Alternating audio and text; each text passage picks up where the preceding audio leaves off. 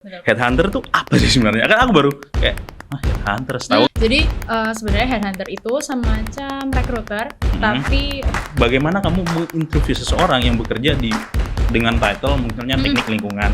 Kan kamu nggak ngerti ya basic-basic pertambangan seperti apa. betul. Jadi memang itu salah satu challenge-nya headhunter. Oh iya. Kita mau tidak mau, Iya. itu harus knowledgeable akan semua orang. Kalau zaman sekarang mulai banyak industri yang tidak mau mempekerjakan boomer karena dirasa sebentar lagi pensiun. Menurutmu apa sih yang poin utama yang membedakan Gen X ya? Terus dengan milenial, terus dengan Gen Z? Kan pekerja yang Gen X ini tuh suka judgmental memang. Strawberry pekerja zaman sekarang dikit-dikit pindah kan, dikit nangis apa kayak gitu. Di antara Gen Z atau milenial aku lupa. Pokoknya yang usia muda ya. Betul. Mereka itu nggak mau dipromosi karena nggak mau ambil resiko. Betul. Sama kayak kata-katamu tadi. Aku dengan mimpin orang akan kena exposure dengan mungkin masalah-masalah baru. Enggak. Misalnya ngelit orang, terus kayak orangnya kayak nggak produktif atau apa. Walaupun bayarannya lebih. Betul, walaupun No, aku bayarannya bukan lebih kayak tinggi, gitu. tapi nanti kamu Mending aku punya side hustle anjir. Betul. Daripada Gen Z itu daripada promosi ya side hustle lah dikerjain. Itu aneh. Halo teman-teman semua. Halo. Langsung banget ya. Aku lagi bareng sama siapa? Rista. Rista ini teman gerejaku. Jadi Hai. hampir semua podcast di sini tuh teman Iya, gereja. betul. So, kerjanya apa Riz sekarang? Sekarang aku adalah headhunter atau mungkin kalau secara title sih konsultan kayak gitu Consultant. atau HR konsultan. HR consultant. Nah, tadi kan udah ngobrol di awal kan Iya, betul. tentang headhunter. Betul. Headhunter tuh apa sih sebenarnya? Kan aku baru kayak headhunter. Tahu kan HR itu kan ya wes HR doang gitu kan. Headhunter itu apa? Oke, jadi sebenarnya headhunter itu semacam recruiter tapi untuk third party dan untuk posisi-posisi khusus. Third party. Betul. Oh iya. Sometimes kalau di firm untuk recruiting itu kan lebih familiar sama outsourcing ya, Betul, kayak betul, gitu. betul. Nah kebetulan di tempatku kerja juga ada, tapi Juga aku ada. bukan di departemen yang itu. Teman-teman. Aku khusus untuk mencari beberapa posisi bisa entry level up to C level. Oh, Seperti itu. iya. Jadi kadang perusahaan ada kan yang butuh cari orang dengan requirements tertentu. Betul. Mau dari industri tertentu. Semua industri itu ya. Betul. Misalnya pertambangan juga itu ada. Ada. Oh. Kita lagi kerjain pertambangan juga. Oh, siap. Iya, Terus. Terus kadang memang mereka butuh bantuan ya. Sometimes talent acquisition mereka mungkin kurang talent pool atau mungkin kesusahan cari suatu posisi dalam waktu tertentu, jadi mereka memilih untuk minta bantuan. Bantuan nih ke perusahaan Betul. kamu untuk Betul. mencari kandidat yang sesuai dengan Ya, syarat kayak dan gitu. ketentuan mereka. Oh, Kurang kayak lebih gitu. seperti itu. Oh, berarti ini nih kalau aku mau memperjelas ini kayak ini kamu yang nyari kandidat-kandidat gitu ya. Betul. Atau itu kamu nyari atau mereka yang datang gitu? Bisa dua-duanya. Oh, bisa dua-duanya. Bisa dua-duanya. Karena ribet ya. Karena betul. Kadang-kadang kandidat itu tahu, oh ini mereka headhunter. Dan namanya headhunter kita tuh selalu punya yang namanya talent pool. Bentar, sorry. Headhunter itu istilah di perusahaan kalian atau udah banyak? Udah banyak. Udah banyak ya? Udah banyak. Aku kan baru denger nih. Betul, karena kalau di LinkedIn secara title mereka lebih sering tulisnya konsultan. Iya, HR consultant. Konsultan Oh, lebih iya, tepatnya iya. ya, kayak gitu. Oh, gitu. Berarti itu job desk-nya mencari kandidat yang sesuai dengan kemauan perusahaan. Kemudian di interview, kemudian dibuatkan semacam profile gitu, terus udah diproseskan bersama klien gitu. Termasuk didiskus apakah orang ini suitable atau enggak dan lain sebagainya. Negotiate juga kayak gitu. Oh, gaji juga gitu. Kalau gaji kadang kita yang bantu, kadang dari antara klien dengan kandidat itu sendiri. Oh, jadi kamu istilahnya penghubung mereka ya? Bisa dibilang jadi, begitu. Bang. Bisa dibilang begitu. Nah, aku tertarik. Tadi kamu bilang berbagai macam bidang. Nah, bagaimana kamu nentuin, misalnya nih ya, ada perusahaan tambang nih. Betul. Ya kan mereka ini perusahaan tambang butuh di bidang teknik lingkungan nih, ya di bagian pengolahan limbah. Bisa nggak mereka menghubungi kamu untuk cari kandidat Bisa. bidang tersebut? Bisa. Misalnya nih kamu yang interview. Nah, yang kamu interview itu apa? Kan bidangmu kan bukan di Betul. Nah, itu aku penasaran kayak Oke. kalau misalnya dari berbagai macam bidang, backgroundmu apa? Aku ilmu komunikasi. Komunikasi. Betul. Oke. Kalau misalnya di bidang komunikasi, bagaimana kamu menginterview seseorang yang bekerja dengan title misalnya teknik lingkungan? Kan kamu nggak ngerti ya basic-basic pertambangan seperti apa. Betul. Itu cara menginterviewnya gimana? Oke. Oke. Jadi memang itu salah satu challenge-nya headhunter. Oh, iya. Kita mau tidak mau, Iya. itu harus knowledgeable akan semua hal. Oke. Dan harus research terlebih dahulu sebelum kita tuh mau proses kandidat.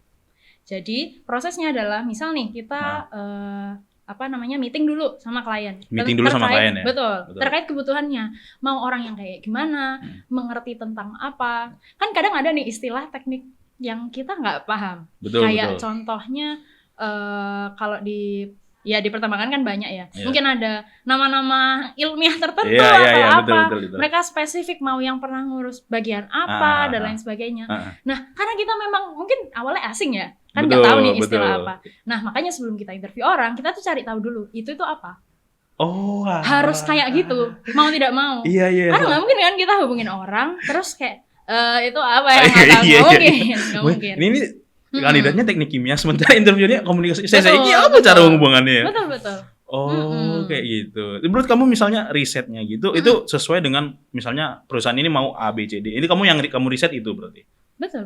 Jadi aku harus cari tahu dulu klien ini itu siapa, apa, dan mereka tuh harus di bidang apa misalnya, specialty-nya. Kalau misalnya kita nggak tahu pun ketika klien meeting gitu ya, terus tanya ke klien itu boleh. Terus kemudian misal ada istilah-istilah tertentu yang kita perlu cari tahu. Kayak misalnya istilah chemical ya, karena kebetulan cukup sering ngerjain chemical manufacture gitu. Nah itu kita harus cari tahu dulu itu apa. Oh ternyata itu turunannya plastik misalnya kayak gitu. Iya. Kayak gitu. Elektron tuh apa sih? Iya, kayak gitu lah pokoknya. Macam-macam. Iya. Kayak gitu. Jadi emang harus cari tahu dulu istilah accounting, istilah apapun itu. Karena seluas itu industrinya. Seluas itu ya. Betul. Pusing banget jadi headhunter ya. Betul. Pusing. Nah sebagai headhunter itu kan gini, istilahnya kalau misalnya kita podcast, kita ngobrol dengan orang, itu kan banyak yang unik-unik tuh. Aku bilang aku punya satu wish tuh di 2026 tuh, aku pengen ngobrol dengan 100 orang yang berbeda. Ngobrol tuh maksudnya didokumentasikan, terus pengen tahu pengalaman. Kayak gini ya. Contohnya kayak gini. Ini bagian dari pengalaman gitu, karena istilahnya kalau kita ngobrol kayak baca buku gitu loh, kita tahu pandangannya seperti apa. Nah, ketika kamu menginterview seseorang, itu kamu pernah nggak menemukan misalnya ada beberapa kandidat ataupun beberapa orang yang ini kayaknya enggak banget deh ini kayak ada ya? Ada. Bisa kamu ceritain nggak misalnya yang paling bukan yang aneh ya, yang paling oh gitu ya. Sebenarnya ini akan berlaku ke semua recruiter ya. Iya. Ketika kita menginterview orang itu akan kelihatan karakternya dia seperti apa dari cara dia menjawab. Benar. Akan kelihatan karakternya. Kan kalian baru pertama kali ketemu. Betul. Tapi kadang kita udah bisa lihat dari situ. Gimana cara lihatnya? Jadi ketika kita tanya, misalnya apa ya, yang basic-basic aja deh, mengerjakan biasanya daily-nya mereka ngapain, atau mungkin dari segi achievement gitu ya, dia udah pernah ngapain aja, mungkin di tempat perusahaan dia bekerja atau sebelumnya. Kalau misal mungkin lagi dari cara dia menceritakan ya, let's say achievement-nya. Apa? Wait. Terus. Misal dari cara dia menceritakan, dia sangat membangga-banggakan. Iya, angkanya kita tuh berhasil kayak gitu ya. Jadi contohnya. Tentang kayak gitu, diri mereka sendiri gitu. Betul. Terus abis itu tanya kan, aku tanya lagi, oh iya dengan cara apa? Terus tiba-tiba kayak ngalor ngidul gak kemana-mana gitu. Kayak nggak straight to the point. Kesannya kayak ya sebenarnya mungkin nggak dia doang yang ngerjain, nggak sama tim atau apa, tapi dia membuat seakan itu kerja gue nih gitu. Itu langsung kelihatan itu. Ternyata orangnya itu bisa kelihatan. Terus itu sekali atau dua kali atau mungkin sering? Depends, tapi itu kelihatan di middle level kalau di aku ya. Jadi supervisory sometimes kayak gitu. Orang-orang yang memang sudah berkecimpung duluan gitu. Tapi nggak mesti ya. Nggak mesti, cuman beberapa seperti itu. Ada yang gitu, ada yang kayak gitu. Kayak gitu. Terlalu self-centered ya mungkin datanya ya. Bener sih, kayak gitu. Iya. Atau ya kebanyakan mungkin yapping. Kebanyakan yapping 1 pertanyaan 2 menit, 3 menit gitu. Tapi bukannya itu membuat kamu lebih tahu orang tersebut ya? Depends. Kalau memang dia mengerjakan hal yang banyak dan itu masih sesuai jawabannya itu oke. Iya. Tapi kalau tiba-tiba omongannya kemana-mana, ya itu kan pasti kayak mau nggak mau kita harus potong dong. Iya. Kayak gitu. Karena ini aku ingat banget di awal-awal karirku, karena ini belum terlalu experience untuk nge-interview orang, dan aku masih sungkan untuk nge-cut gitu ya. Iya. Aku tuh pernah interview orang sampai 1 jam lebih. Gara-gara dia kebanyakan yapping. dan aku sungkan untuk ngangkat kayak gitu. Oh, kebanyakan nih, Ping. Berarti gini, kalau aku ya misalnya, ketika ngobrol banyak nih ya, betul, tentang suatu topik gitu. Kita kan bisa tahu ya dari awal tuh kayak orangnya seperti kayaknya kayak gini deh. Nah, kamu memutuskan untuk mengangkat sesuatu dalam obrolan ya, dalam interview kayak cukup. Itu ketika orang itu terlalu banyak mengekspos dirinya sendiri atau mungkin dia terlalu banyak bertanya atau seperti apa ketika dalam obrolan tersebut? Ngangkat ketika dia sudah mulai nggak relevan dengan pertanyaan yang aku tanyakan. Contohnya ada nggak? Contohnya apa ya? Misalnya yang aku tanya terkait apa ya nih contohnya? Ya udah, let's say ini deh, achievement deh, ya kan? Terus dia sebutin, oh iya pernah gini. Sebenarnya kalau misal ditanya soal achievement itu gampang rumusnya, tinggal kayak ada rumusnya STAR kalau tahu. Oke, ya. Ada rumusnya. Nggak apa ini buat belajar ya teman-teman. Namanya STAR. Ini hal yang umum lah ya? Apa? Aku nggak tahu umum nggak ya? Kayaknya banyak di post sama HR ya. Ya, terus lanjutin. Intinya adalah kamu menjelaskan dulu masalahnya saat itu apa, lalu berarti dari situ tuh problem solvingnya, maksudnya apa yang harus dikerjakan, actionnya apa, resultnya apa. Udah simple itu. Urutannya itu harusnya gitu. Sebenarnya gampangnya gitu. Ya kamu ketika kamu menjelaskan sesuatu, oke ini masalahnya apa, menyelesaikannya seperti hasilnya seperti apa. Udah sesimpel itu ya. Iya, gampang sebenarnya. Soalnya kan banyak yang mudah, ya? Bridgingnya kan gini, banyak banget ya bridgingnya. Betul. Soalnya gini Riz. Aku beberapa kali ketemu dengan orang, orang interviewer juga, maksudnya bukan HR tapi host atau MC lah. Mereka bilang kalau bridging itu penting. Betul. Tetapi dalam konteks jurnalistik, ini aku belajar dari Soleh Solihun. Oke. Dia bilang ketika kita terlalu bridging terlalu banyak, itu justru kehilangan poin obrolan kita. Betul. Karena apa? Mungkin ya, ini anggapan awam nih ya. Aku nganggap, ini rekruterku nih. Aku pengen. Kan aku kalau misalnya nggak sopan nih langsung cuman jawab singkat-singkat. Aku pengen bridging dengan banyak, aku menceritakan ini itu. Aku sebagai orang awam nih, belum pernah kerja nih. Bayangannya seperti itu. Nah, kamu sebagai interviewer bisa tahu nggak ketika dia ngobrol itu dia interview sudah beberapa kali. Misalnya, ini kayaknya orang ini sering interview deh. Gitu. Kan gini, harusnya kelihatan ya harusnya. Gini. Sebenarnya aku melihat dari orangnya itu bisa dari itu juga. Tahun-tahun pengalaman. Aku kan lebih memaklumi kalau misal dia let's say entry level atau associate level. Yang baru 1 jelaskan sampai associate level dan entry level itu seperti apa? Entry level, associate level itu 1 sampai 3 tahun pengalaman ya. Masih awal. Itu entry level. Iya, menurutku gitu. Okay. Jadi fresh grade sampai 3 tahun pertama kerja. Betul. Nah, sometimes ada yang memang kalau udah 2 periode gimana? 2 periode tuh berapa? 10 tahun. Ya kayak gitu. Kalau misal masih awal-awal aku masih memaklumi kalau mereka interviewnya mungkin nggak yang terlalu terstruktur banget atau gimana. Nggak terlalu judgement banget lah aku pokoknya kayak gitu. Misal pun nggak banyak yang dikerjakan atau nggak banyak yang masih wajar karena itu baru awal. Tapi kalau misal sudah let's say managerial level, let's say sudah atasnya ya senior, director mungkin, terus ngomong gitu let's say ya, misal aku kasih spare waktu lebih panjang, itu lebih lebih mudah dinilai mungkin. Jadi kayak bahkan dari segi leadership kan aku juga tanya biasanya. Iya betul. Kayak gitu. Jadi lihat lagi sih ke orangnya. Aku nggak akan menyamaratakan antara kayak misal interview dengan entry level aku punya ekspektasi yang sangat tinggi. Nggak juga kayak gitu. Karena it's everyone's first time sometimes.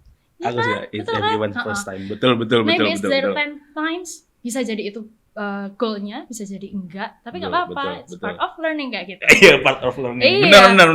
Betul kan? Benar, aku setuju. Kayak gitu. Karena gini, aku beberapa kali juga ngobrol lagi. Aku banyak banget, aku seneng banget ngobrol sama orang. I know. Nah, kalau misalnya boomer nih, Oke. Aku bukan mau menyerang boomer, cuman kalau boomer nih ya, ketika aku ngobrol, memang beberapa orang tuh sering to the point. Tapi biasanya tuh mereka dalam obrolan tersebut itu sometimes mereka kayak mau ngajarin, ngerti gak sih maksudku? Jadi, iya tahu. Jadi kayak tahu sekali. Jadi kayak misalnya nih aku ngobrol nih, ada nih satu nih, dia perusahaan terkenal nih, Akati gitu lah pokoknya. Dia legalnya lah, head legalnya. Kebetulan ada project di kampus kami. Dia ngobrol sama aku, ngobrol nih, Aku kan pengen tahu kan dunia legal itu seperti apa di dalam perusahaannya dia gitu, karena perusahaannya cukup besar. Nah, ketika aku mau nanya kayak udah ngobrol nih kayak, oh iya Pak, oh HR ya Pak, HR legal ya Pak ya, oh iya, loh Mas Daniel nanti ke depannya mau gimana? Oh, itu kayak oke, oh saya gini-gini. Oh, padahal kan aku pengen bertanya nih, pengen ngobrol panjang nih. Terus habis gitu, oh iya. Dulu ya Mas. Ah ya udah itu. Dulu ya. Saya kayak oh iya. Padahal kan aku pengen belajar gitu. Tapi ada juga beberapa orang yang mungkin karena bidangnya ya Riz ya. Jadi boomer ini kerjanya memang di bidang agency. Agency di media. Beda banget ngobrolnya. Serius. Itu kayak iya apa ya? Kayak artis, ya misalnya kayak Soleh Solihun lah, tua tapi menyenangkan gitu. Jadi dia nanya gitu loh. Tapi kalau yang dunia yang apa ya 9 to 5 ya istilahnya. Korporat banget. Iya. Itu kayak kaku banget. Oh iya, dulu ya Mas. Itu udah kayak gitu. Aku waktu itu nilainya kayak berarti kayaknya dia di sepanjang obrolan pasti akan ngajarin dan bener. Ini Mas dulu gini, tahu saya itu tahun 98 tuh. Wah, itu. Walaupun memang menarik sih mereka menceritakan, cuman kayak aku pengen ngobrol berdua gitu loh. Oh, kamu personally lebih suka yang mana? Kalau aku tidak terlalu suka yang itu. Oke, kamu lebih suka yang stylenya agency tadi yang kayak Soleh-Solihun. Betul. Karena apa? Karena kita akhirnya kayak dosen, jadi kayak aku dengerin, oh iya Pak, dengan senyum kayak, oh iya Pak, gitulah. Padahal kayak ini diem nggak sih? Dan kenapa aku ngobrol dengan orang itu? Karena memang beliau adalah orang yang akan berkolaborasi. Otomatis kan aku akan mengulik dia kan. Betul. Tapi pada intinya dia tidak menjelaskan tentang kolaborasi apa yang kita lakukan, tapi tentang kehidupannya dia dan personal. Ya udahlah, nggak apa-apa gitu. Cuman kamu juga ngalamin sebagai interview. Jadi kayak perbedaan tadi kamu bilang yang entry level sama yang mungkin sudah associate level. Iya, udah enggak, sama yang udah ya seasoned lah aku bilangnya ya. Sudah matang. Sudah matang dengan industrinya mungkin. Sudah matang tuh biasanya punya kartu nama enggak ya? Enggak tahu ya, kata. Aduh. Karena terakhir aku ngobrol sama dia itu punya kartu nama gitu. Ya? Hit Rigol gitu. Langsung siap Pak. Siap salah. Aduh. So tadi aku tertarik dengan satu poin. Kamu bilang kan ada perbedaan kan. Yang entry level, terus kemudian yang lumayan sudah punya jabatan dan itu seperti itu. Nah, kamu sendiri ya, aku nggak nanya kamu sebagai HR, tapi aku nanya sebagai Rista. Kamu ketika ngobrol, ketika menilai seseorang, ketika kamu mungkin mau memutuskan untuk berkolaborasi dalam proyek tersebut, itu lebih pilih mana sih? Bekerja dengan boomer kah? Nggak tahu ya, mungkin apakah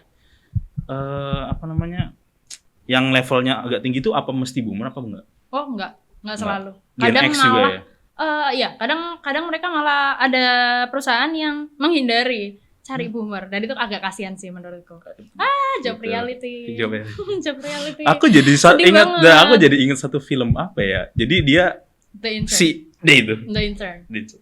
Itu menurutku bagaimana industri di Amerika itu memperlakukan seorang itu dengan baik, itu aku lihatnya dari situ.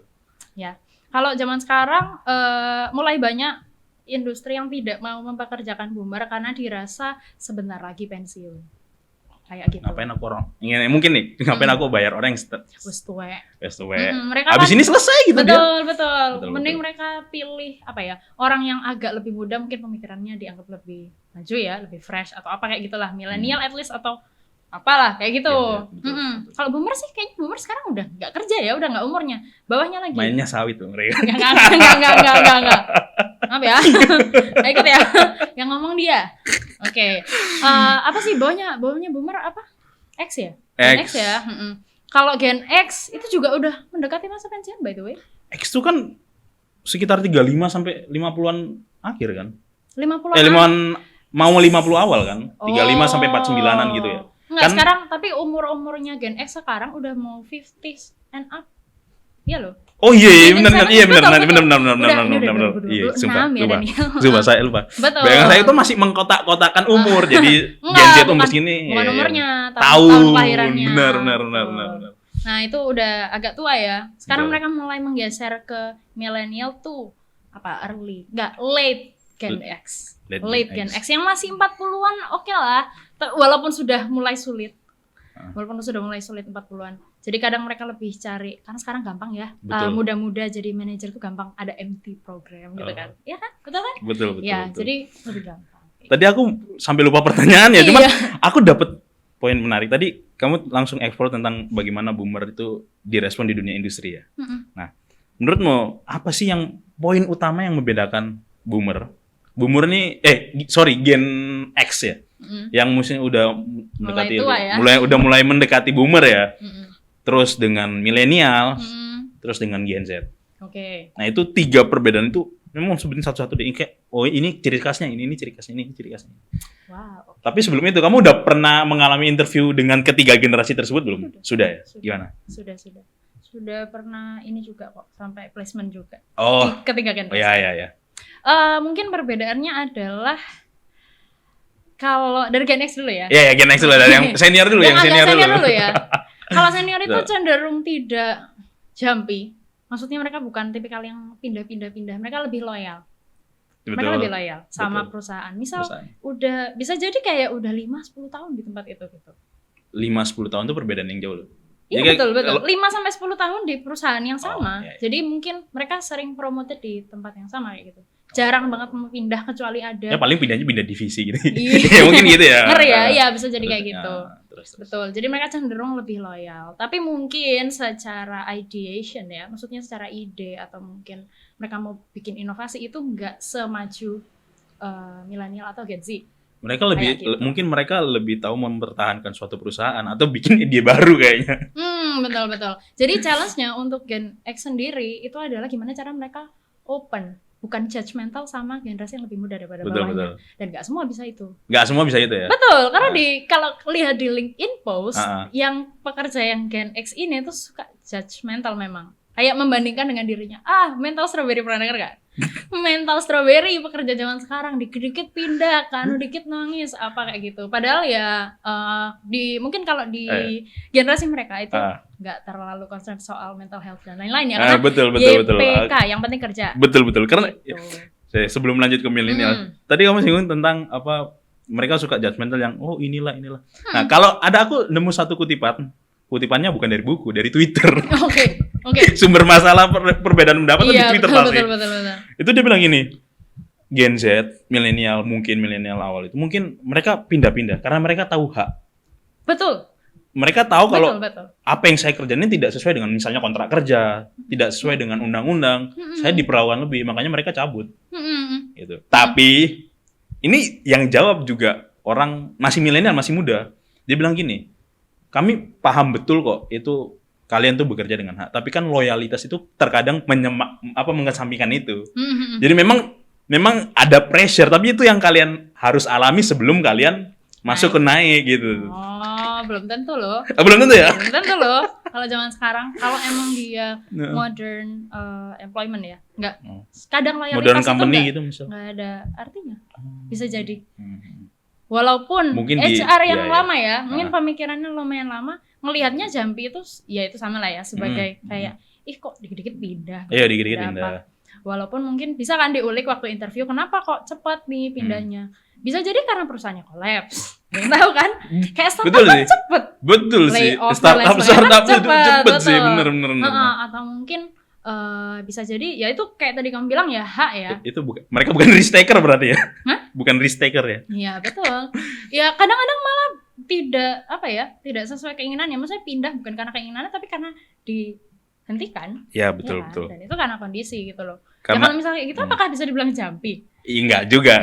Betul. Makanya. Karena gini itu yang jadi menarik karena ini sebelum masuk ke milenial lagi ya. Itu aku habis nonton podcastnya Gita Wirjawan. Dengan Menteri Purbaya. Menteri yang digandung-gandungi akan menjadi favorit masyarakat ya. Apa iya? Ya. Saya kenapa nih? Kok mandek? Saya bentar. Mandek lah itu.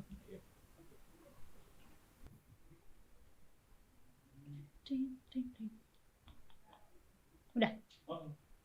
Oh itu mandek. Oke. Ternyata dia setiap 25 menit ternyata ya.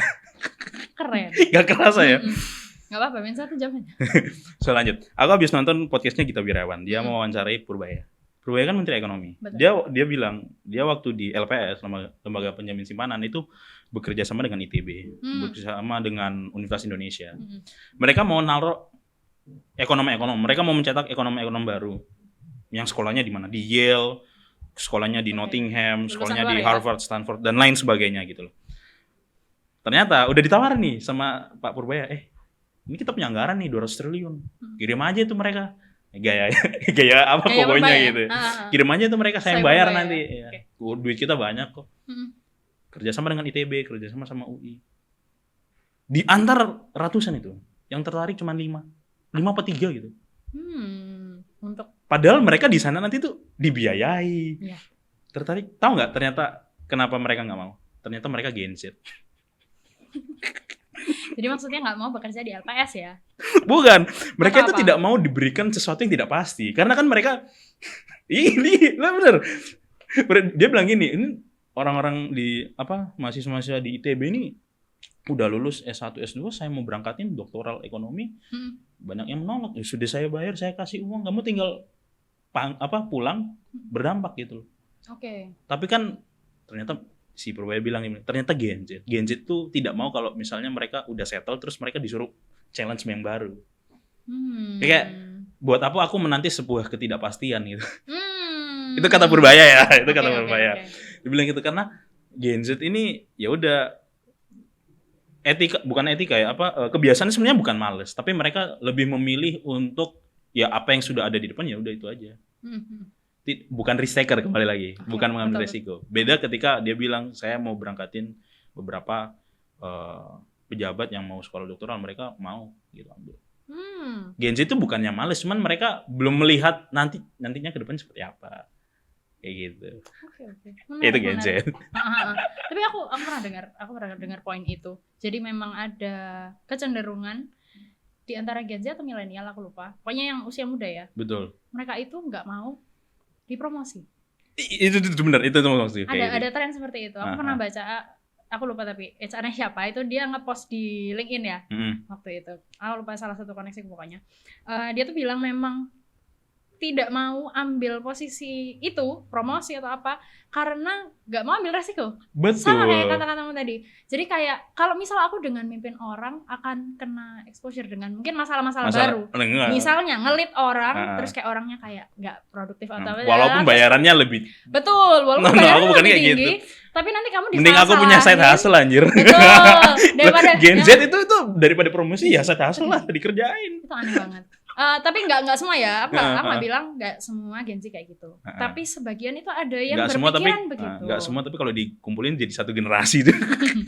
Nggak tahu ya, belum ada nih. Belum ada. Ada yang mau bikin tesis dan anunya mungkin kayak gitu. Jadi mereka itu memang kalau misal sudah, let's say sudah ada di posisi yang mereka rasa cukup. Ya. Mungkin gajinya udah 2 digit dan let's say mereka akan berkeluarga atau apa dan cukup segitu. Terus ada kesempatan nih untuk promoted. Iya. Kalau mereka rasa mereka udah nyaman di situ ya udah kayak nggak mau gitu. Cukup, terima kasih. Enough gitu, aku udah cukup segini aja gitu. Betul.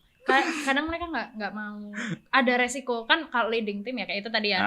Timnya salah, dia ya bisa kena duluan gitu kan. Betul. Atau kayak misal kalau mid level managerial itu kan dia itu nggak ada wewenang yang sepenuhnya untuk deciding sesuatu, karena kadang harus atas approval yang atas approval yang bawah juga kayak gitu. Kayak tengah-tengah tuh nggak enak. Jadi kamu merintah tapi kamu juga diperintah kan? Iya. Jadi kayak gitu. Pusing gitu. Makanya ada orang juga kalau Gen Z atau milenial pilih lah pasti. Saya rasa punya bisnis sendiri itu kan dia jadi atas nih, paling atas nih. Iya. Kadang lebih pilih kayak gitu. Biasa-biasa aja lah, mediocre lah. Mediocre, benar. Tapi ada nih penghasilanku yang lain mungkin $, gitu kan. Iya kayak gitu lah. Iya, kayaknya sekarang. Makanya aku agak pesimis dengan 2045 Indonesia emas ya. Oke. Tapi tenang, nggak semua sih menurutku. Masih ada orang yang ambisius untuk menjadi leader kok. Karena itu nature ya. Ada orang yang natural leader. Ada sih, wapres kita sih. Kan dia Gen Z ya, bukan kan? Bukan. Dia milenial kan.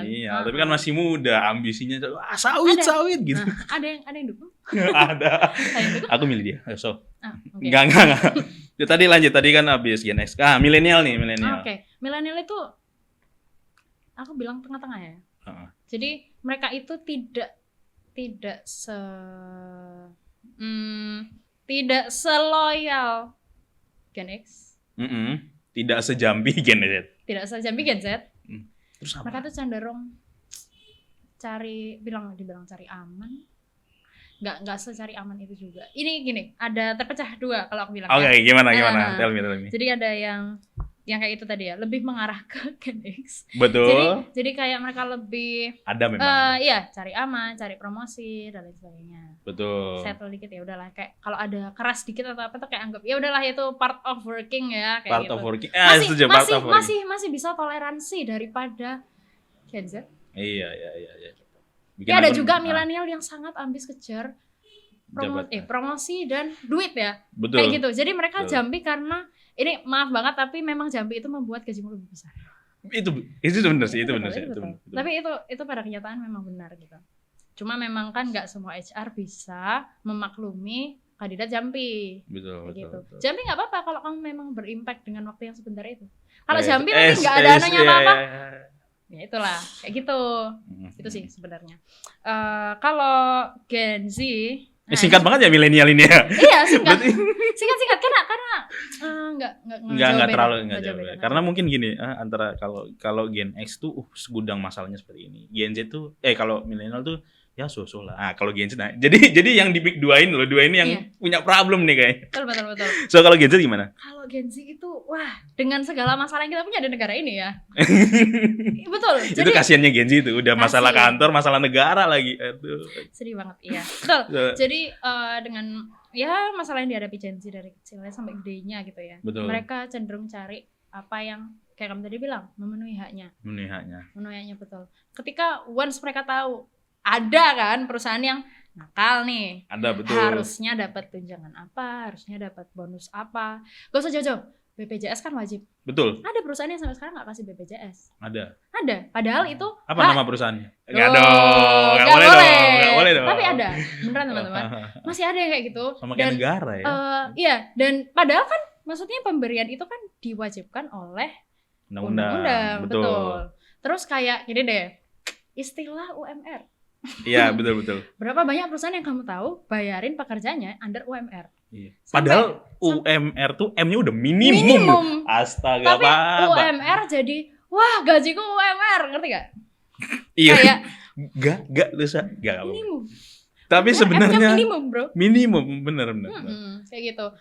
Jadinya ya kadang ini jahat ya, tapi aku melihat beberapa Gen Z kalau misalnya ditanya ekspektasi gajimu berapa, terus mereka ajukan minimum, itu kadang enggak dipenuhi.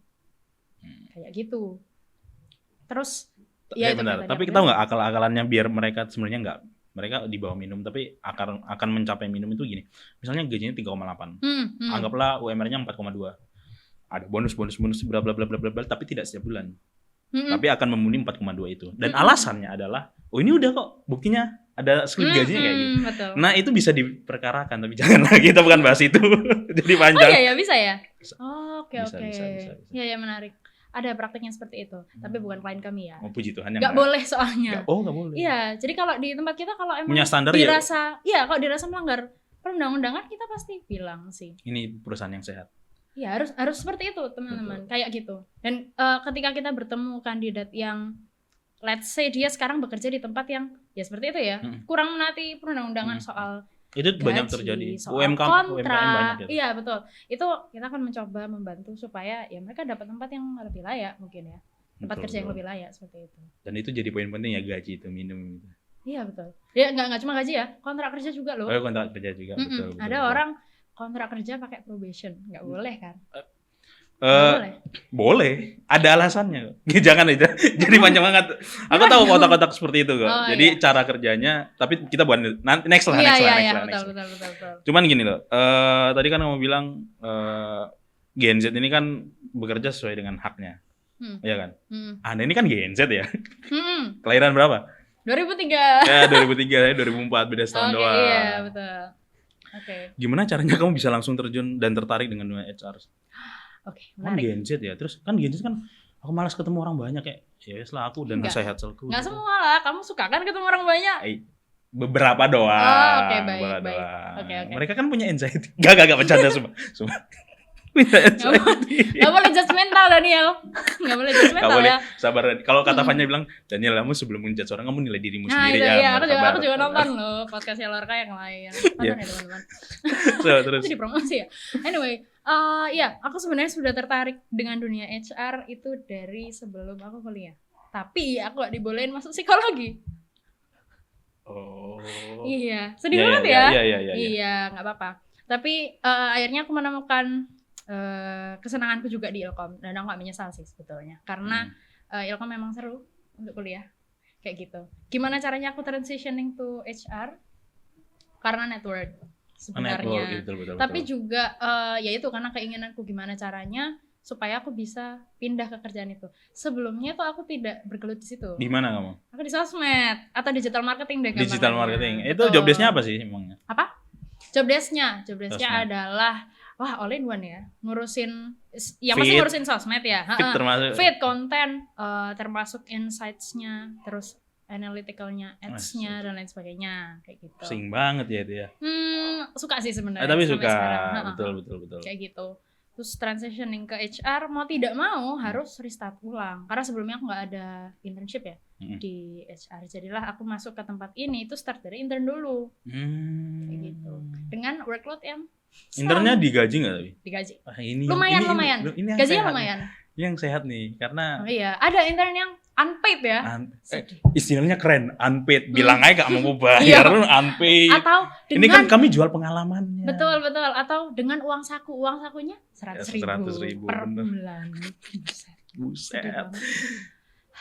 Ya itu realita perusahaan yang ada di Indonesia. Cuman ya saya harap itu tidak terjadi di banyak perusahaannya. Tapi Anda pastikan perusahaan-perusahaan bekerja sesuai dengan undang-undang. Amin.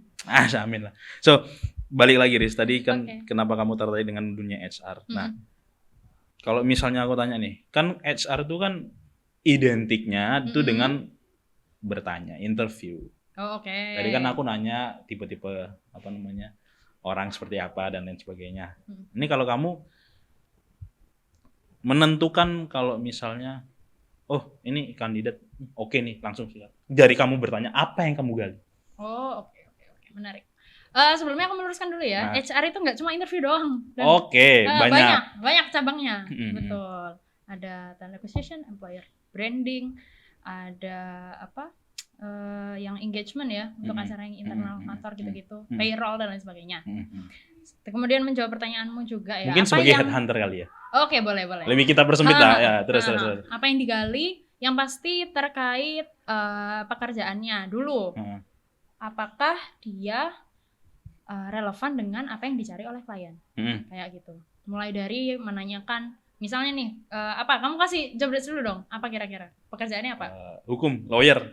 Enggak bukan lawyer. Dia legal officer. Oke, legal officer. Drafting dan lain-lain. Mungkin misal kliennya adalah dari, let's say untuk properti atau mall ya? Ya betul. Ya gitu boleh ya? Betul, boleh. Karena pernah kerjain sih. Oke. Nah, yang ditanyakan adalah pertama, ketika kita cari kandidat, ya jangan cari orang yang nggak pernah di situ, nggak pernah di industri itu, kecuali emang posisi itu open for fresh graduates, kayak gitu. Jadi carilah orang yang sudah pernah di industri serupa. Terus kalau sudah dicari di industri serupa, ditanya nih, kamu waktu itu open tenan berapa? Kamu kerja sama dengan tim berapa orang mungkin, kayak gitu ya. Kemudian kamu reporting ke siapa dan lain sebagainya. Terus juga dari segala yang kamu lakukan, mungkin kamu pernah adakah masalah yang berhasil kamu solve dengan timmu atau apa kayak gitu. Waktu itu ada isu apa yang berhasil kamu selesaikan ketika kamu awal masuk, mungkin apalah yang berantakan, terus kayak dia rapikan lah benang kusutnya seperti itu. Terus sudah, misal ada yang agak-agak pinggir jurang, kayak misalnya dia cuma 1 tahun atau cuma 6 bulan, itu ditanyain, ini memang karena kontraknya habis atau karena memang kamu pindah karena sesuatu gitu. Atau dipecat. Gak apa-apa dong. Namanya juga resiko pekerjaan. Gak apa-apa. Tapi kan banyak alasannya. Nah, betul. itulah yang kita nilai rasional atau tidak. Misal kontraknya habis, tapi dia decide untuk gak memperpanjang karena let's say sudah diterima di tempat lain. Soalnya kan habis kan ada 2 keadaan tuh, dia nggak melanjutkan dan perusahaan yang tidak mau melanjutkan. Ya, itu juga ada. Itu jadi bahan pertimbangan. Iya, bisa kayak gitu. Kan ada gap juga. Kadang kan ada pekerjaan, ada gapnya berapa lama. Ditanyain juga. Atau kalau misal sekarang posisinya dia belum bekerja, ya kesibukannya dia apa? Iya. Habis itu juga ditanya apa lagi? Oh ini juga penting sih sebenarnya. Salary dan ekspektasinya dia. Oke, sebelum ngomong masuk ke salary. Nah, kan aku bertanya sebagai awam lah. Gimana caranya? Misalnya kita mau nembak salary-nya, kita mau nembak gajinya. Itu perusahaan itu sebelumnya sudah menaruh ekspektasi belum? Misalnya, kadang sudah. Jadi mereka sudah kasih range. Nah, itu kan misalnya di dunia dunia perjualbelian atau dunia marketing itu kan kalau buat properti segini-segini. Tapi apakah dalam dunia jasa dan profesional perusahaan apa juga ada range? Range-nya segini-segini. Gajinya segini. Kami bisa menyanggupi bayar segini-segini. Itu terjadi nggak? Jadi memang itu jadi patokan yang kita. Mau nggak mau ya kalau misal kita cari orang, carilah yang sesuai range itu. Kalaupun dia memang mau turun gaji, sometimes ada case-nya. Orang itu mau turun gaji saking nggak betahnya di tempat itu misalnya. Itu bisa. Kandidatnya itu nanya nggak kayak perusahaan ini itu range gajinya berapa? Ditanya kadang. Kalian jawabnya sesuai atau? Jawab sesuai. Iya. Gitu. Soalnya ya karena lebih baik transparan di depan ya daripada betul. Itu yang sehat. Daripada misal kita kayak nggak tahu ya, dicoba dulu aja. Betul. Nanti waktu udah di proses nih terus ternyata kayak nggak masuk gitu kan. Gajinya kayak nggak dilanjutin. Itu ya nggak apa-apa, misal kayak ada kan kadang case-nya klien itu belum info dulu karena mau cari market range salary. Market range salary. Oke. Itu ada ya. Ada yang kayak gitu. Saham ya. Ya, terus. Di market range-nya berapa gitu. Itu mereka kadang bisa lihat dan sesuaikan.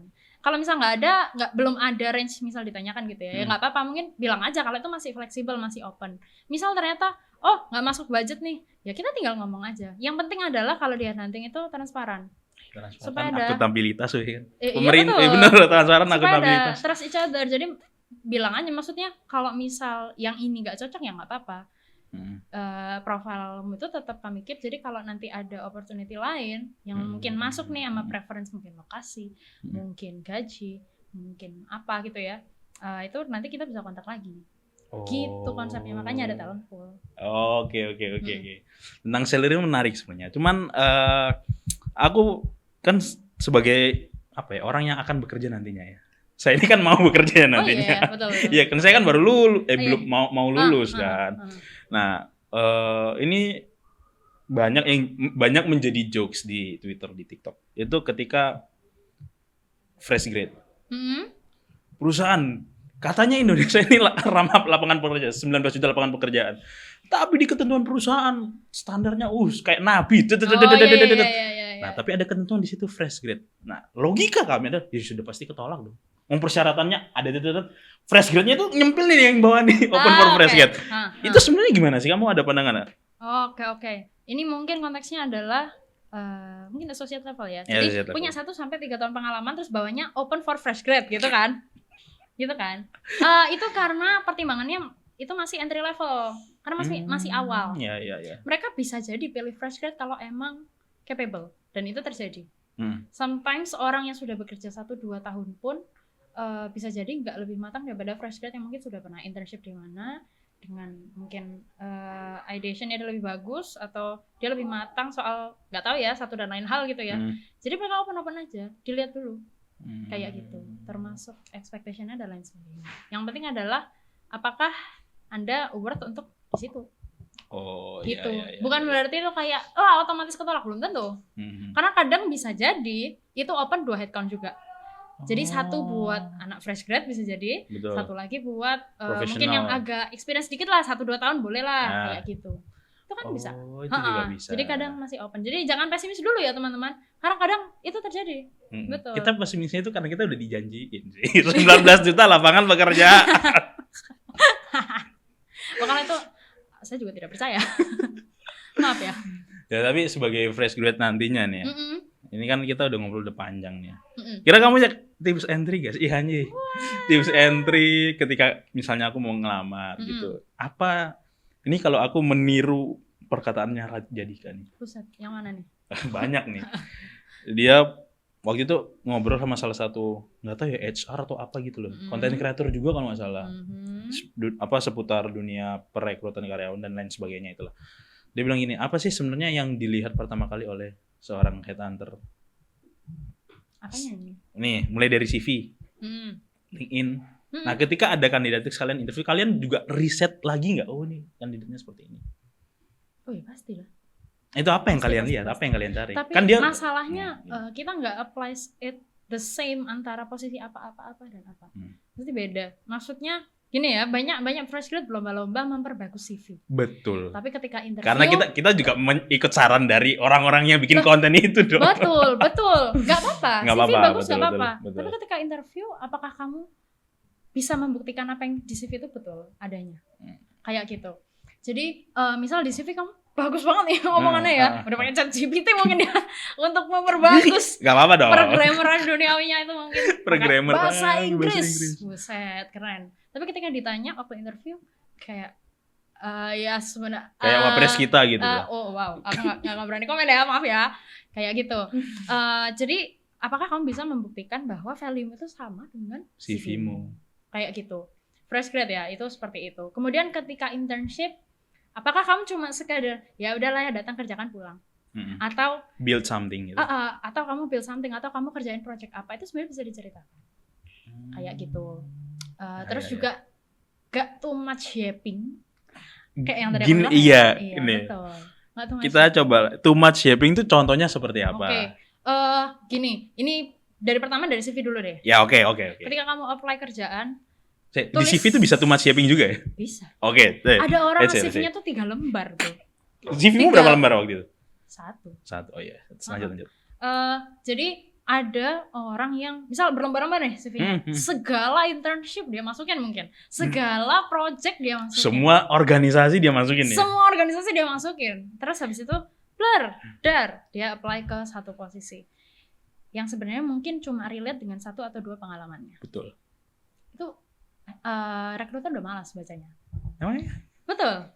Kadang kita nggak butuh too much yapping because we only need seconds to see your CV. Jadi kadang kita cuma perlu beberapa detik untuk baca sekilas dari CV-mu. Kayak gitu. Itu mempersingkat waktu kita gitu ya. Betul. Kayak gitu. Jadi tulislah sesuatu yang relevan saja dengan job yang kamu apply di ya dimanapun lah itu, job portals atau LinkedIn atau apa kayak gitu. Yang relevan aja supaya kita bisa lihat alignment-nya cocok atau enggak. Internship let's say atau apa kayak gitu. Terus ketika interview ketika interview itu ya udah jawab. Kamu jangan pura-pura jadi orang lain ya, menurutku ya. Kan mungkin ya karena mereka menganggap aku akan di interview, aku akan menunjukkan bahwa ini aku pintar, ini memperbagus diri, aku menggunakan bahasa-bahasa yang sedikit bahasa Inggris, sedikit bahasa Indonesia. Nah, gimana? Nah, sebaiknya tuh ya udah be true to yourself, karena sebenarnya itu yang mau dilihat rekruter. Kejujuran itu ya. Karena integrity kan memang penting ya dalam pekerjaan ya. Oh, penting ya integrity. Oh, penting lah. Banyak yang ditangkap soalnya. Iya, betul. Di mana itu? Kayak gitu. Oke. Abis itu misal kamu punya project atau achievement yang berhasil kamu complete, juga itu tadi ada rumusnya kan, kayak dari STAR yang aku bilang ya. Kayak gitu. Abis itu menceritakan apa lagi ya? Bisa ditanya apa sih sama rekruter, kan banyak ya, penempatan kan Anda Inggris. Oh iya betul. Kayak penempatan, misal kamu apply yang luar kota, ready nggak untuk pindah bla bla bla kayak gitu. Intinya adalah kita tuh cari yang ya mudah untuk diajak kerja sama aja lah, dan siap sesuai dengan timeline yang kita perlukan. Intinya adalah apakah dia ready di target onboarding yang diperlukan rekruter. Jadi misal kita ada, ini bulan Januari ya. Kita ada target onboarding itu harus Maret. Kalau misal orang ini belum siap untuk ditempatkan di Maret, misal, aku baru bisanya Juni, ya langsung pass. Ada kesempatan nggak dilihat? Ya, walaupun bagus, kita mau tidak mau harus mempertimbangkan. Kecuali dia bagus banget, sedangkan pembandingnya tuh nggak ada yang. Mungkin kita bisa coba negosiasi, let's say dengan usernya atau apa kayak gitu. Jadi melihat kondisi perusahaan juga ya, kayak gitu sih. Terus kalau untuk Gen Z mungkin, karena ini masih ada yang kuliah ya. Ya kayak gitu ya. Karena kan Gen Z ini kan yang akan bertemu dengan kalian Gen Z ya. Dengan industri dan korporasi gitu. Gimana? Mungkin lebih tepatnya adalah kamu harus tahu kamu mau jadi apa dari awal. Karena ketika kamu tahu tujuanmu apa, kamu tahu apa yang harus kamu lakukan. Itu benar sih. Itu to-do list tuh penting, sumpah. Betul. Karena kalau misal kamu, let's say kuliah, ya, dari kamu tahu nanti lulus kamu mau jadi apa, kamu sudah tahu mau ambil jurusan apa, kamu sudah tahu mau ikut mungkin organisasi apa atau mau internship di mana, mau ambil matkul apa, itu sudah terpikir ya? Ini kamu ya ini? Enggak, karena aku switch job kan. Oh iya sih. Betul, iya betul. Sih. Kayak gitu. Mungkin jika aku bisa mengulang waktu gitu ya. Alah. Kayak gitu betul. Sore tahu. Sore enggak. Oh, Ya gitu, tapi tujuan itu penting, betul. Karena itu yang bisa membuat kamu lebih mudah mencapai ke sana. Semua gitu. di list berarti. Kamu harus Jadi, tahu tujuanmu apa. Iya, kalau misal kamu tahu tujuanmu apa, kamu tahu apa yang kamu kerjakan kan? Iya benar. Otomatis seperti itu. Ya, jadi kalau misal kamu nggak tahu nih mau jadi apa, kayak ya pokoknya sarjana aku lah gitu. Iya benar, pokoknya sarjana. Susah loh cari kerjanya in this economy. In this economy dan Iya, susah. Karena mau tidak mau pasti perusahaan itu cari orang yang relevan dong dengan posisi itu. Misalnya, masuk di pabrik atau apa kayak gitu ya, engineering, let's say. Terus kamu ambil internship yang mungkin nggak sesuai dengan jurusanmu atau apa. Terus kamu mau coba masuk ke industri itu, nyambung nggak? Susah loh, kayak gitu. Jadi kalau misalnya kamu udah tahu, oh iya aku nanti mau di corporate misalnya betul. Kayak gitu. Nggak usah jauh-jauh deh, apa ya yang gampang ya? Oh, accounting deh. Ya, accounting itu kan banyak ya. Tax ada, finance ada, yang di bisnis ada, yang di itu ada. Kamu misal orang, kamu mau di taxation misalnya, terus kamu ambil akuntansi bisnis, nggak terlalu nyambung. Kamu mending cari yang memang ada penjurusan di taxation-nya, supaya nanti. Emang recruiter sejauh itu lihat. Iya. Tapi kita nggak menutup kemungkinan kalau misal orang itu dari jurusan apa. Betul. Tapi memang kalian melihat sedetail itu. Ya? Karena ya kita sebenarnya menyesuaikan dengan kemauan klien sih, kayak gitu. Kalau emang mereka maunya jurusan tertentu, ya susah, kayak gitu. Kecuali dia memang ada solid experience ya, memang di situ ya bisa kita pertimbangkan kayak gitu. Itu kalau untuk fresh grad. Itu tipsnya ya teman-teman. Ya, terus jangan kebanyakan organisasi ya teman-teman. Maaf. Real. Ini real. Kita harus gini loh. Oke. Ini sebenarnya aku mau akhiri, cuman karena kamu bilang organisasi gini. Kan organisasi itu ada organisasi internal dan eksternal. Eksternalnya yang bergerak di bidang politik sebenarnya. Yang itulah itu yang. I know. Nah itu recruiter melihat itu nggak sih? Karena gini ya, tak kasih konteks ya. Oke. Aku punya satu pandangan ya. Ini sedikit keluar dari topik. Orang-orang yang, aku tahu banget nih sebenarnya. Ya organisasi tersebut itu tidak sehat.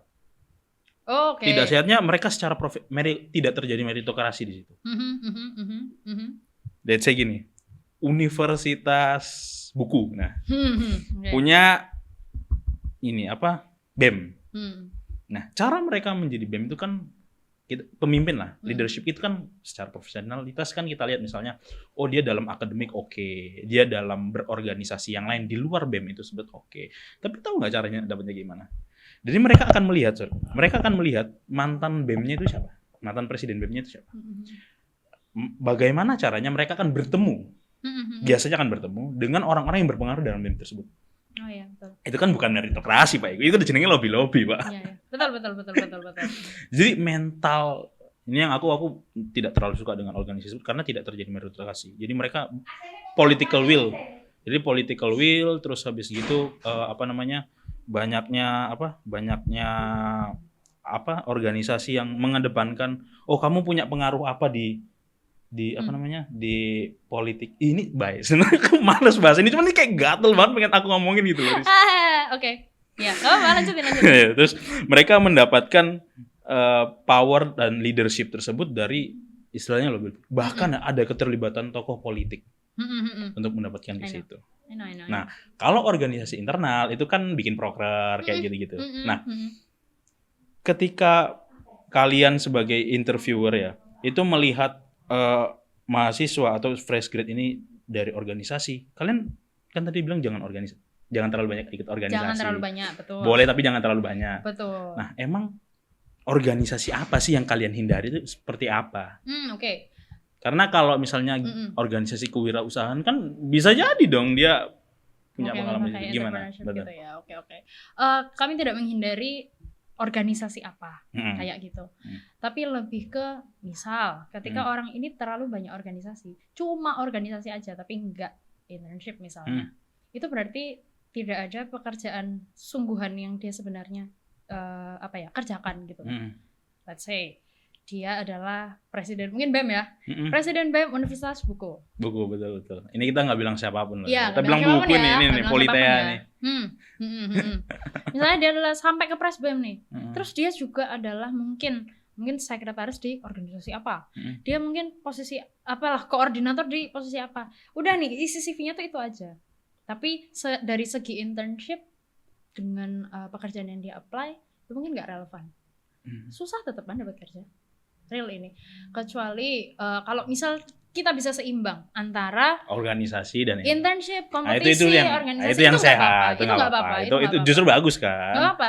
Jadi organisasi itu kita lihat dari apa sih? Dari misal dia adalah koor atau dia adalah ketua gitu ya, contoh ya, ketua, wakil ketua, bla bla bla. Oke, berarti dia ada experience leading tim nih. Betul. Oke. Terus dia punya internship juga beberapa kali, 1-2 kali yang relevan misalnya. Atau dia pernah kerjain project di kuliahnya yang mungkin mirip lah dengan pekerjaan ini. Betul. Terus misal dia juga pernah ikut competition, itu bisa loh kita pertimbangkan. Kalau MT kan butuh leadership experience ya, kayak di BEM dan lain sebagainya itu perlu.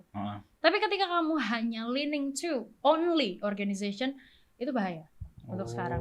Susah untuk dipertimbangkan.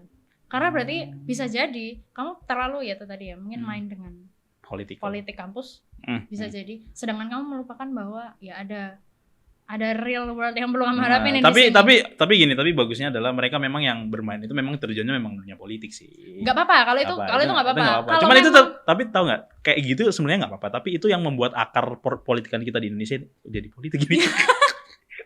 Tapi itu yang dikritik sama Gita Wirjawan, dia bilang ini terlalu mengedepankan politik balas budi sebenarnya. Jadi kayak siapa itu? Nggak tahu deh, pokoknya ada deh. Pokoknya dia berjasa di organisasi ini, maka dia dianggap jadi sekretaris DPC atau DPD gitu-gitulah. Itu sebenarnya akar yang tidak sehat. Itulah kenapa ini pasti kamu ngerti lah. Kayak misalnya Purbaya kan meritokrat. Dia betul-betul orang profesional kan, memang di bidangnya. Nah, ketika masuk di dalam pemerintahan itu, ini dia menerapkan prinsip-prinsip yang ada di korporasi itu ke dunia pemerintahan, dan banyak yang kaget dong. Betul. Banyak yang kaget. Banyak yang marah juga ya. Banyak yang marah juga karena dia memang profesional gitu loh. Terus terjun ke dunia yang seperti ini kayak, gini ya. Bahkan ada beberapa orang ya, itu bekerja tidak sesuai bidangnya juga, memimpin satu kementerian gitu. Orangnya yang harusnya ini background pendidikannya apa, ngurusinnya apa gitu. Contohnya Bahlil itu. Gak apa-apa. Nggak cuma Bahlil. Banyak serius. Kepala BGN itu. Iya betul, jenderal Pak. Kalau jenderal ini disensor. Nggak boleh ya. Kita udah 1 kali di take down nih. Oh iya, jangan. Ya itu untungnya sama cut itu. Untungnya sama si jenderalnya udah masuk kandang. Gitu lah. Cuman itulah realita anak muda sebenarnya di dunia organisasi, di dunia pekerjaan. So mungkin kalau misalnya aku mau mengakhiri ya, ini satu pertanyaan terakhir nih. Ngejalaninnya gini tuh happy nggak sih? Happy. Kenapa? Karena tiap hari aku ketemu orang yang berbeda. Tiap hari aku belajar dari orang yang berbeda juga. Mungkin dari segi pengalaman, baik itu buruk ataupun baik, aku belajar sesuatu juga dari itu. Karena pekerjaan ini, aku bertemu dengan leader-leader yang hebat juga. Dan sometimes they give insights yang membuat kau kayak, gitu. Kayak gitu. Bukan dengan cara yang bahkan mereka nggak kesannya ngajarin, tapi lewat cerita mereka. Kayak gitu. Jadi itu menarik banget ya. Mungkin emang banyak nggak enaknya juga ya. Karena banyak hal-hal yang terjadi di luar kehendaknya kita kan. Mungkin kita sudah mengusahakan sebaik mungkin, tapi gagal mungkin gitu ya, kayak gitu. Tapi ya nggak apa-apa sih, maksudnya lesson learned cukup banyak dari pekerjaan ini, kayak gitu. Oke, teman-teman. Thank you Luri sudah mau datang, udah mau ngobrol-ngobrol. Ini kalau ada kesempatan lagi kita ngomongin politik sama Risa, oke sih. Ini udah 1 jam lebih. Iya, ini fix 1 jam lebih. Iya, ini fix 1 jam. Dan aku ngerasanya kayak ngobrol sih. Betul. Nanti kamu cut aja ya yang agak. Nggak bakal cut kecuali ada nama-nama tadi. Udah, thank you teman-teman semua. Terima kasih. Sampai jumpa. Dadah. Thank you Loris udah mau datang. Yay. Aku suka banget ngobrol. Iyalah. Banyak insight baru. Oh betul. I know. Tentang aku menarik tentang dunia profesional itu semua.